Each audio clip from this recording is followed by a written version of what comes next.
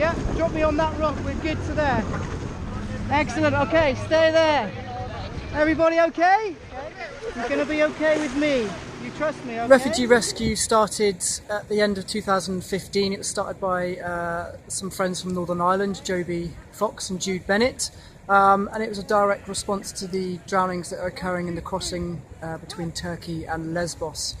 So we work as a search and rescue asset. We have a boat based in Lesbos and we respond to emergencies out there. Now, you're a lifeguard here in Cornwall, so you've obviously got a particular skill set. What have you had to deal with in the Mediterranean? The skills that I've taken from my training at home have been very relevant. The situation's on it's a massive scale out there, but my skills directly relate. It's maritime search and rescue and life-saving skills. A lot of the operations on a simple day is simply shepherding a refugee boat once it's crossed into EU waters to safe ground so it can be landed safely. Worst case scenarios is boats are in difficulties and you're plucking casualties out the water or off the rocks and then dealing with it as best you can. Yeah, I mean, we know that sometimes there are good outcomes, but sometimes there must also be some fairly distressing scenes. Yeah, the whole situation is very unorganised. It's chaotic. Most of the operations are done at night.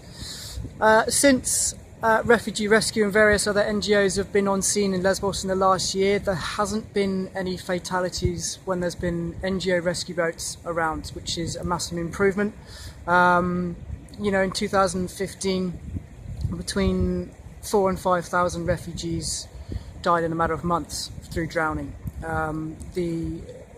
The famous, infamous photo of the young Syrian lad that was drowned and washed up on the Turkish beach, that's when it first hit the news, and things started to happen with regards to rescue assets after that.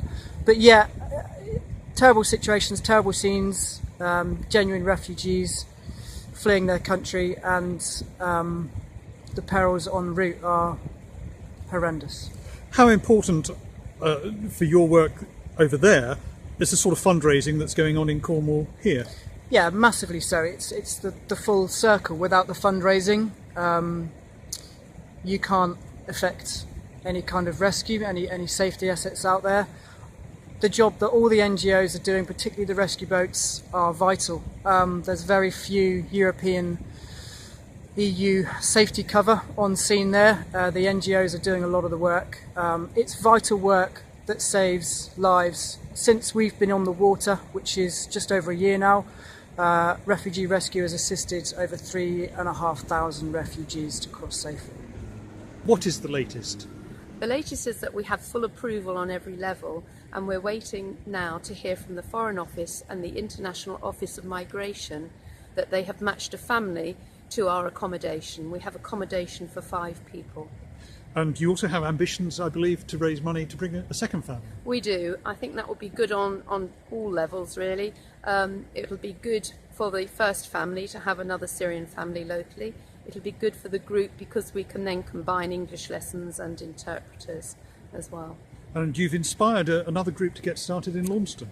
Yes, they've got their first public meeting tomorrow night, and I'm going to be talking there and letting them know what they're in for. What are they in for? A lot of paperwork. They'll need to be very patient. They're in for a lot of hard work fundraising as well. What has been the reaction overall of the local community in Bude? I mean, if people just drew conclusions from what they read on social media sometimes, it would seem that not everybody approves of what you're doing. Yeah, I don't think everybody does approve, but generally we've had massive support. We have a lot of public meetings. Nobody has ever turned up at a meeting and asked us questions and asked us why we're doing this particularly, or voiced any hesitation about it or any concerns about it.